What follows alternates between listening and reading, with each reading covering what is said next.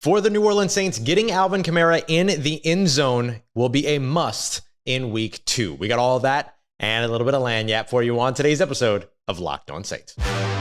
You are Locked On Saints, your daily New Orleans Saints podcast.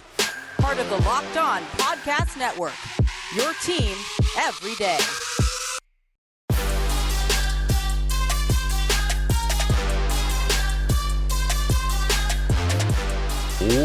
What is good, Who Dat Nation and Who Dat family? Welcome into another episode of Locked On Saints, your daily podcast covering your favorite team, the New Orleans Saints, part of Locked On Podcast Network, your team every day. Thanks so much, as always, for making Locked On Saints your first listen of the day every day. Don't forget that we're free and available on all podcast apps and on YouTube as well. And I'm your host, Ross Jackson, at Ross Jackson Nola on Twitter, your New Orleans Saints expert, credentialed member of the media, CrescentCitySports.com, USA Today's Saints Wire, Tuesdays on Locked On NFL, and here with you every single Monday through Friday on Locked On Saints. And today's episode of Locked On Saints is brought to you by our friends over at LinkedIn. LinkedIn Jobs helps you find the candidates that you want to talk to faster. Post your job for free at linkedin.com/LockedOnNFL. On today's episode, big time first year, not really first year coaches, but first years with their new teams in terms of coaching for both Todd Bowles and Dennis Allen, which will be more prepared going into Sunday's matchup. Latavius Murray signed to the practice squad, what it means for the team and the health of the running back room. But first, why it's so important for New Orleans Saints running back Alvin Kamara to find the end zone against the Tampa Bay Buccaneers. He didn't really get much going on the ground against Atlanta with the early deficit setting in. So for New Orleans, getting him started early is going to be key up against the Tampa Bay Buccaneers this weekend. The majority of Alvin Kamara's rushing yards when it came to Sunday's game came within the first 3 quarters or so. Obviously, by the time you got to the fourth quarter, for the Saints, you were down 16. You had about 12 and a half minutes, 13 minutes to come back from a crazy deficit. And so you took to the air to get that done, which makes perfect sense. It's exactly what you should be doing in that situation. Imagine a team being down 13 or being down at all and deciding to try to run the ball. Not really the way that you're going to go in those situations. You'll do it every now and then, but not as a big part of it. So Dennis Allen, of course, doing what he needed to do along with Jameis Winston and his new sort of slate of wide receivers there to get it all done on Sunday. So that massively impacted what Alvin Kamara's production looked like, which was a mere 9 carries for 39 yards. So what is it that the New Orleans Saints will need to do early on in this game against the Tampa Bay Buccaneers this weekend is, first of all, not fall behind, and because of that, be able to run the ball. Even if you start off on the defensive side and you give up a score to the Tampa Bay Buccaneers, don't get in a hurry. Establish the run game as best you can. And you're going to have to do that by allowing Alvin Kamara to effectively advance the ball without being touched. 32 of Alvin Kamara's 39 yards were after first contact on Sunday. What that means is that he had to break a tackle or get through contact before he was able to successfully pick up yards, with that New Orleans Saints offensive line struggling a little bit in the run game.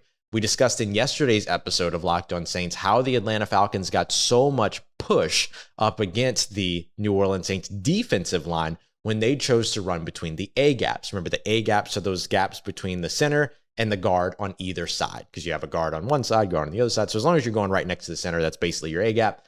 So they got a lot of push there. They did what's called resetting the line of scrimmage, and that's what the New Orleans Saints will have to do on Sunday against the Bucs to make sure that Alvin Kamara is able to get a couple of yards before he even has to run through the defensive line if running between the tackles. Resetting the line of scrimmage simply means that you're taking, if the ball is being snapped from the 25-yard line, right? You're starting off a drive after a touchback. If your offensive line is able to engage with those defensive linemen and push them upfield to the 26 to the 27, that's called resetting the offensive line. That means that Alvin Kamara is able to advance the ball 1 or 2 yards before he even gets to his offensive line when running in between the tackles. That's going to be key for the Saints. The issue for them is that they struggled to do that against the Atlanta Falcons. It's a much more talented defensive line that's coming to town on Sunday against the Tampa Bay Buccaneers. But if they can get that done, that will sort of help to curb this whole situation to where Alvin Kamara is having to pick up yards after contact and instead can pick it up before contact. when Alvin Kamara has scored a touchdown against the Tampa Bay Buccaneers since 2020, since Tom Brady's been in town, the Saints have been able to win each of those games by multiple scores. The only exception being the 9-0 victory, which is tough to count. That's technically multiple scores, but we know what the goal of that game was.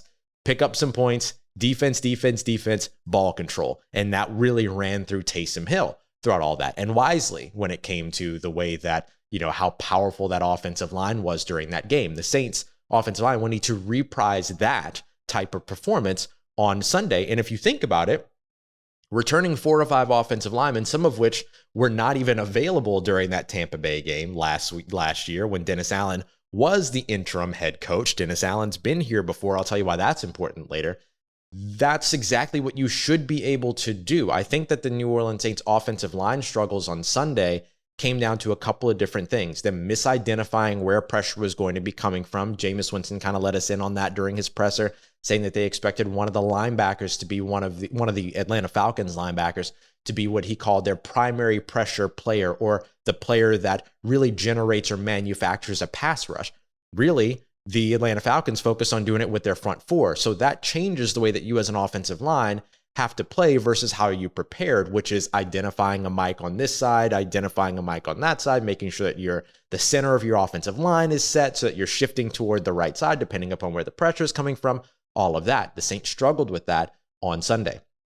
Going in up against Tampa Bay, where you're a little bit more familiar with what that defense is going to do, since it doesn't have as many personnel changes, you still have Todd Bowles in the building, all of that. The Saints should be able to counteract that a little bit better. The Bucs defense is better than Atlanta's, and Alvin Kamara will usually find a way to outplay Tampa because the New Orleans Saints seem to have sort of the formula in terms of how to limit that offense and how to attack that defense. And now they have more weapons across at wide receiver, which forced the Tampa Bay Buccaneers to go into the box or staying tight to the line of scrimmage, being a little bit lighter than they usually would in previous matchups where they would send 8 players, 9 players within the immediate vicinity of the offensive line. Do that against the New Orleans Saints now, you're toast in the passing game. Don't do it against Alvin Kamara. Alvin Kamara toasts you in the running game. That's what the New Orleans Saints are going to need to do on Sunday. Now, speaking of running backs, the Saints did add another running back to their practice squad, a reunion with former New Orleans Saints running back Latavius Murray.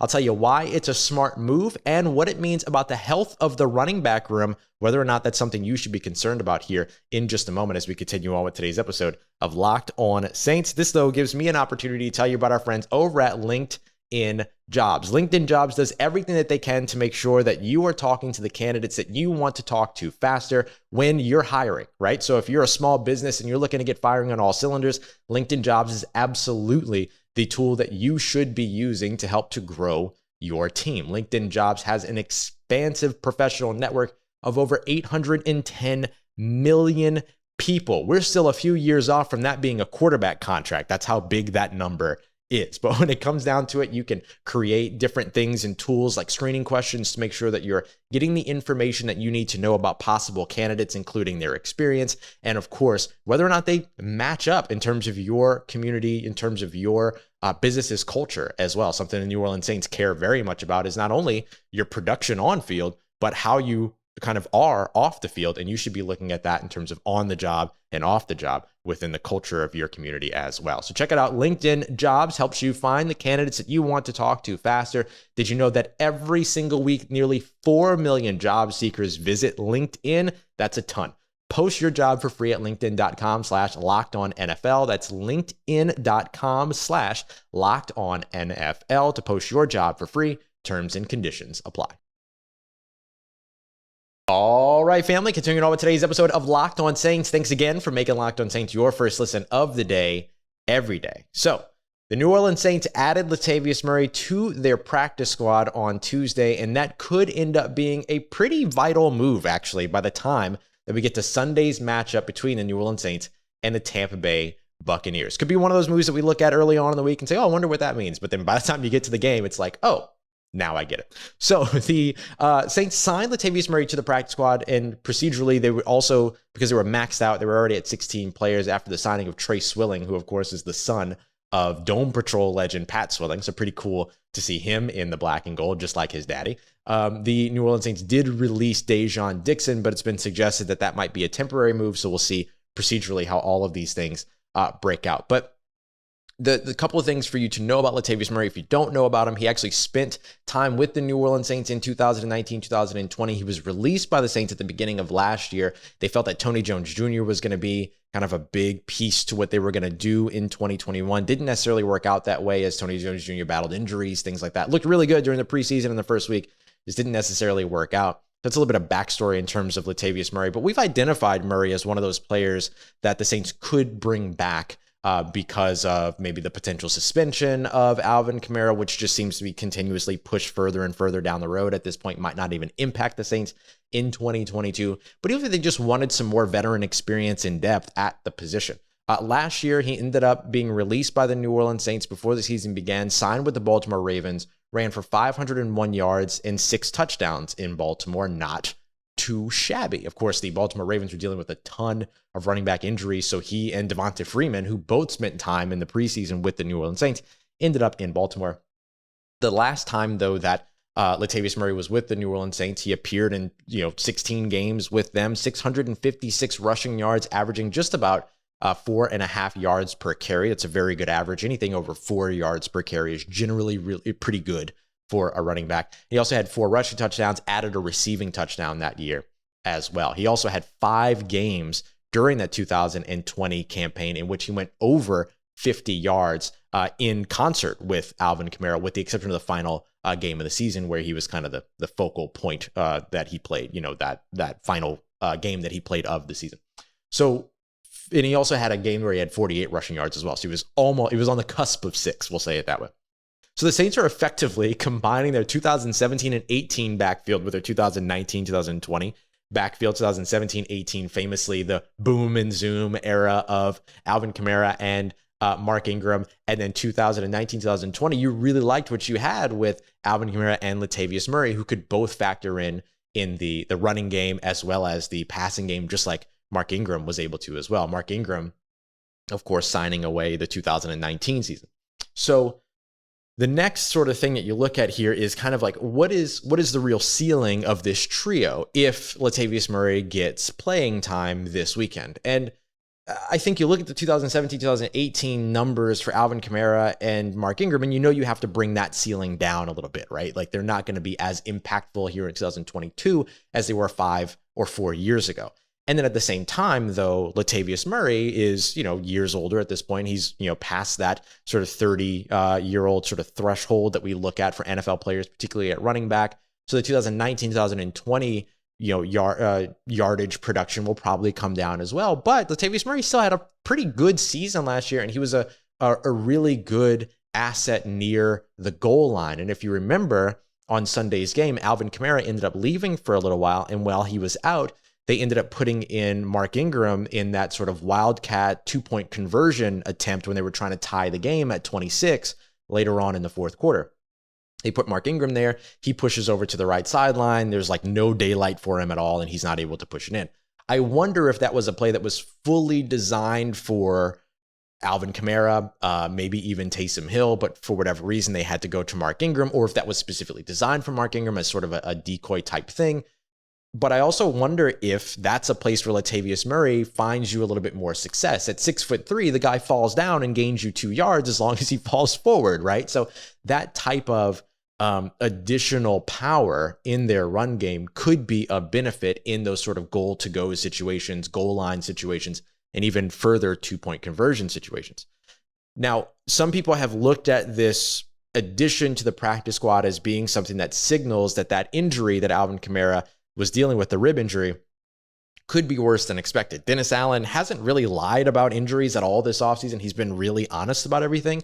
And so when he said after the game, or Monday, the day after the game, that Kamara was dealing with a rib injury, but that he thinks he should be fine, I'm inclined right now, at least as of Wednesday morning, to take him at his word. Now, we'll go to practice later on today, and we'll get a little bit more information about what that injury actually looks like. So for me, I look at this as maybe the New Orleans Saints are a little bit more concerned about Dwayne Washington's injury, because remember, Dwayne Washington hasn't been at practice here recently. He still made the roster, but was inactive up again, or was out up against the Saints on Sunday against the Atlanta Falcons in Atlanta. So now I kind of wonder, is Latavius Murray maybe there as insurance in case Dwayne Washington isn't able to go again?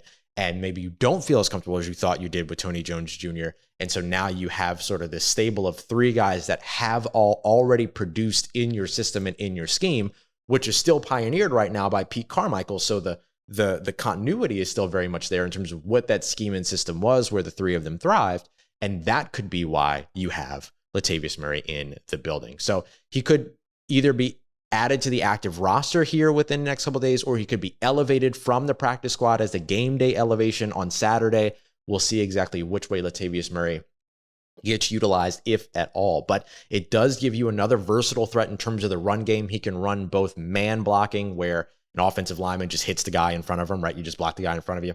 Or you have kind of that zone blocking, to where you're taking that read step and you're blocking a gap as opposed to blocking a person. He can run in both of those schemes. And he gives you a little bit in the passing game as well. The Saints have lined him out wide before, stuff like that. But really, his versatility in terms of run scheme versatility is something that's of value. So the passing game might have to be adjusted a bit if, let's say, Alvin Kamara is limited this weekend, if he's not able to go this weekend, and then you're moving forward with Mark Ingram, Latavius Murray, and Tony Jones Jr., or you've got all three of the guys that you're hoping to have, Alvin Kamara, Mark Ingram, and then potentially Tony Jones Jr. Either way, you're going to have to adjust the passing game a little bit potentially. But now that you have all the pass catchers that you do as the New Orleans Saints, that's not as bad a piece of news as it has been in the past. Now, both the New Orleans Saints and the Tampa Bay Buccaneers will walk into the Caesars Superdome on Sunday with new head coaches, Dennis Allen and Todd Bowles, up next. I'll tell you why I think Dennis Allen deserves to be seen as the better prepared coach going into Sunday's big matchup. I'll tell you why as we continue on and wrap up today's episode of Locked On Saints. And before we get to that, I want to tell you about our friends over at Bet Online, your number one source for all of your sports wagering needs, including podcasts, the most recent information, the way that lines are moving and shifting, and of course, more odds, lines, and props than ever before. You're not going to find any more than you're going to find over at Bet Online, because they have everything from the NBA to MLB to, of course, the NFL and more, right? You've got golf, you've got combat sports, you've got esports. There's a ton of stuff for you to check out today over at Bet Online. For instance, New Orleans Saints right now open as home dogs against the Tampa Bay Buccaneers. You like the New Orleans Saints to win this game outright, or to at least cover their teeny tiny spread,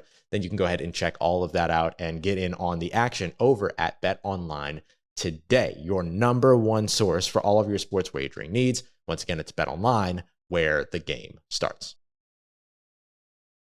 Let's get it, Who Dat Nation. Wrapping up today's episode of Locked On Saints with a look at the coaching situation going into Sunday's matchup, as we now officially fully start to turn our attention to the upcoming game between the New Orleans Saints and the Tampa Bay Buccaneers. Dennis Allen provided and showed a really calm and pointed approach, and even response as well after the fact, to the Saints' kind of nail-biting win against the Atlanta Falcons. And that demeanor is a large part of why I believe that Dennis Allen is going to be considered the most prepared, or the better prepared coach going into Sunday's game against the Tampa Bay Buccaneers over kind of fellow first year with the Tampa Bay Buccaneers, at least, head coach Todd Bowles. Now, career-wise, Todd Bowles has the better coaching record. He was 26 of 41 between his time with the Miami Dolphins and the New York Jets. That's a .388, .388 win percentage.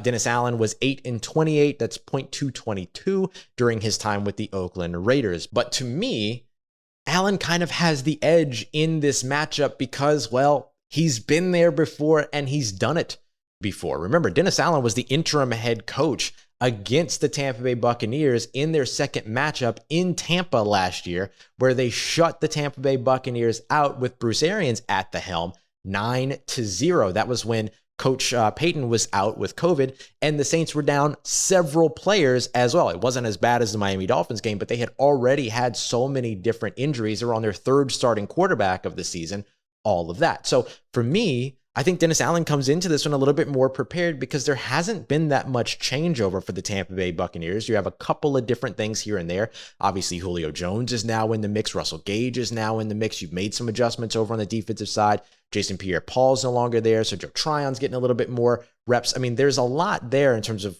where those adjustments where there are adjustments. But for the most part, this is still the Tampa Bay Buccaneers team that Dennis Allen beat last year and shut out last year. Dennis Allen right now has led a defense, not just as a head coach, but has led a defense that's now 4-0 in the regular season against Tampa Bay Buccaneers over the course of the past 2 seasons. That's with Tom Brady, the quarterback that people consider to be the greatest quarterback of all time, at the helm. And he has created a defense that has consistently confused Tom Brady. So he'll need to do that again. But again, he has the experience. He's been there. He's done that before. And it goes beyond just the 1 game last year as the interim head coach. It goes beyond just the 4 games that he's played against the Tampa Bay Buccaneers. But as a whole, Dennis Allen has been in New Orleans really on and off for over a decade, but specifically over the course of the past 7 years, building his defense. Starting back in 2015 when he took over partway through as their defensive coordinator. 2017, you saw everything change with the draft.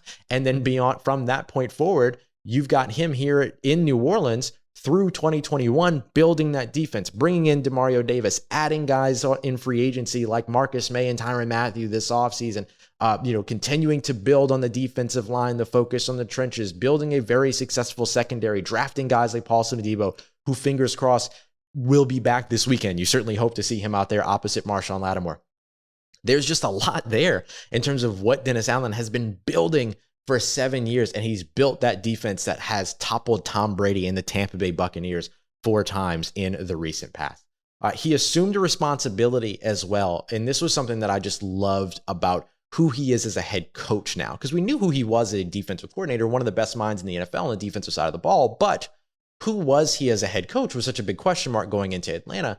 And what you saw was sort of this guy who's willing to assume responsibility at every bad part of what happened on Sunday, but then give credit to the players on the comeback, the good stuff, right? That's maturity. That's veteran coaching right there of understanding if it's not going right, it's my fault. It all starts and ends with me. But if it's going right, give it to the players because they're the ones that are executing on the field. And I know that feels kind of counterintuitive to one another, but like that's how you coach. That's what you do. You gas your guys up, you tear yourself down. And that's what Dennis Allen kind of did after the game. And whether it be immediately after the game or even in his presser on Monday, he assumed responsibility, which I think is a very mature thing to do.